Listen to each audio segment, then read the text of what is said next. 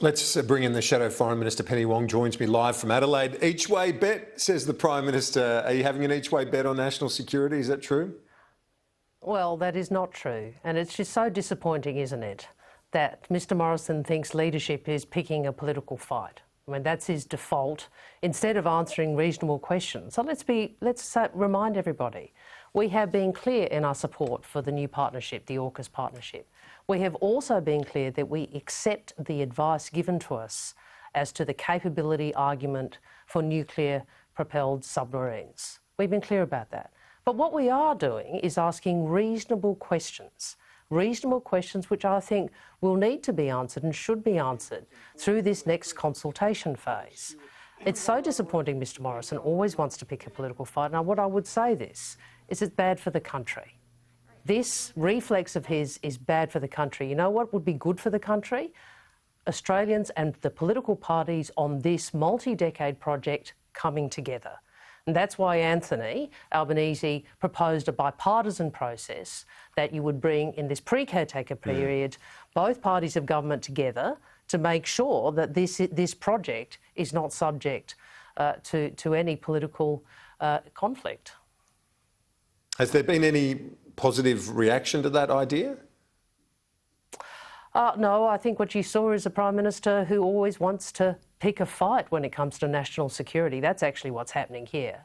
But look, the questions that I laid out in the speech and that Anthony and Brendan have indicated we want to cover in a Senate inquiry, which we will go down that, and we'll go down that path because Mr Morrison has yet again refused to act in the national interest, refused to do what's good for the country and bring people together in a bipartisan process. There are reasonable questions about costs. There are reasonable questions about jobs. There are reasonable questions about capability. And there are reasonable questions about our capacity to act independently. And all of those issues are reasonable. And it is, as I said, very disappointing we see the Prime Minister playing the politics again. Politics of Paul Keating raised a similar concern about the sovereignty question. Is this a move to try and placate his concerns? No, not at all. These are issues I was discussing with Anthony and my colleagues well before Mr Keating's column, which was printed yesterday. But you've raised the issue of Mr Keating. I'll just make this point. Mr Keating is a respected former Labor Prime Minister and he did a lot of good things for the country. But on this, we disagree. And the reason we disagree is obviously as the current leadership of the party, you know, we have the benefit of up-to-contemporary briefings about Australia's strategic circumstances, and we formulate our position based on that advice and more broadly.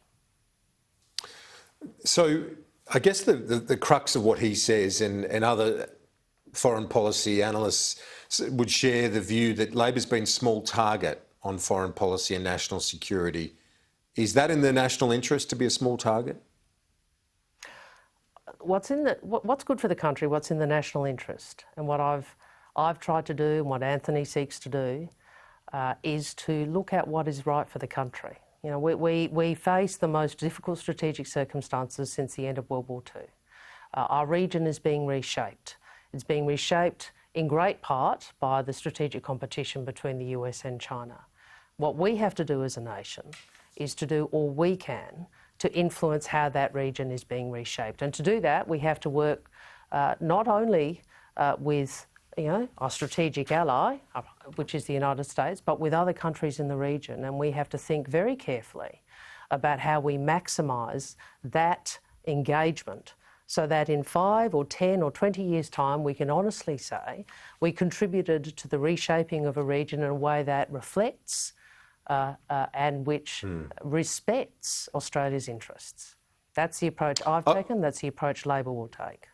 Well, I do want to ask you about that because it's relevant to the upcoming Quad meeting the Prime Minister's got, particularly, in relation to ASEAN and how we can work with those nation states of great importance to us. But I'm just to go back to the AUKUS setup, because you're talking today in this speech about Australia's sovereign capability, how will we control the use of technology and capability that is not ours and so on.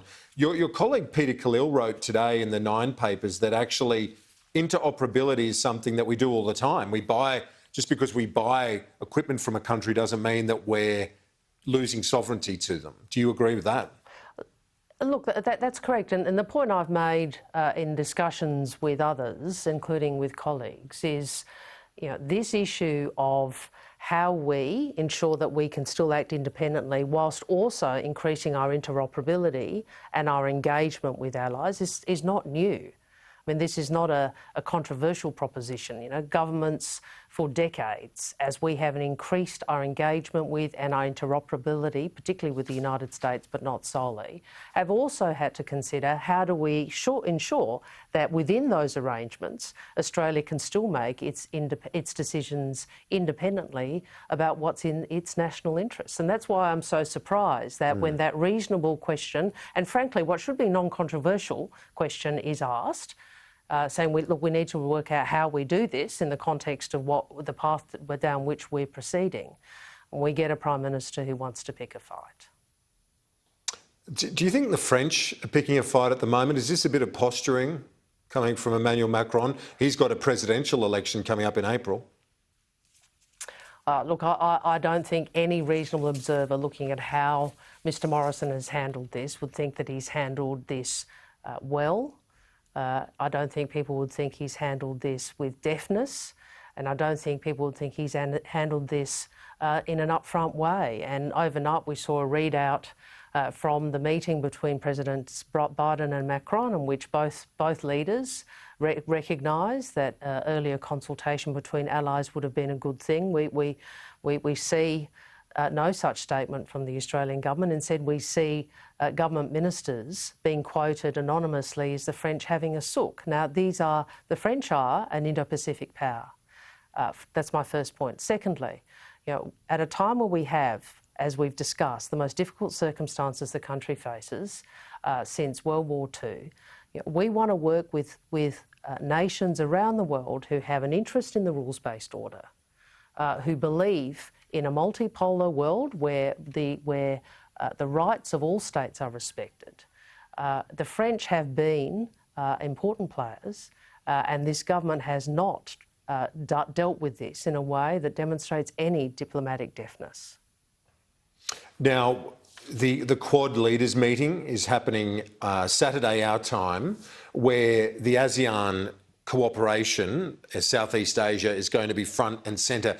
I was interested in this message that you sent today about those nations not wanting one hegemon or power dominating the whole region, and that we need to engage them on that.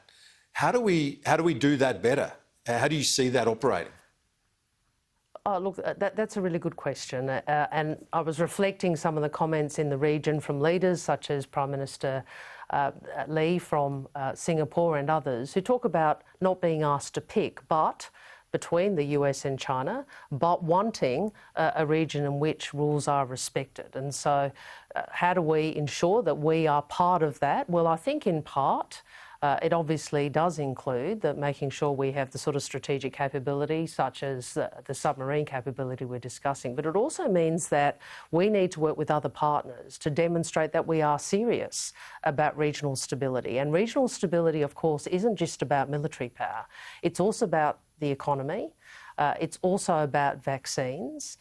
It's about charting a course out of the pandemic. These are the tangible contributions, the tangible engagement that Australia and its allies and partners should be engaging in the region, demonstrating real and tangible results. I mean, we know that that's what other nations are doing. I welcome President Biden's statement about vaccines.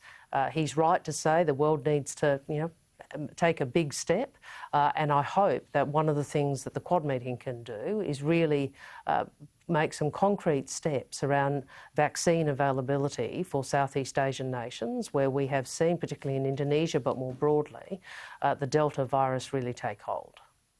And just finally, quickly before you go, I had Shiro Armstrong from the ANU, the trade expert, on the program a short time ago. He says that Australia should engage constructively with China's bid to enter the comprehensive and progressive Trans-Pacific Partnership. Is that your view?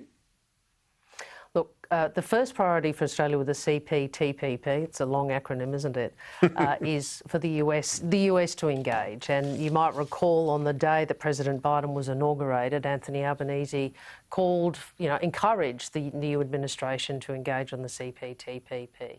In relation to China, what I would say is we want China and all parties to respect the rules-based order, to respect trade rules.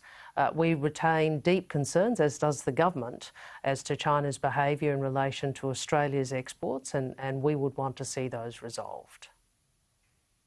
Shadow Foreign Minister Penny Wong, appreciate it. Good to speak with you.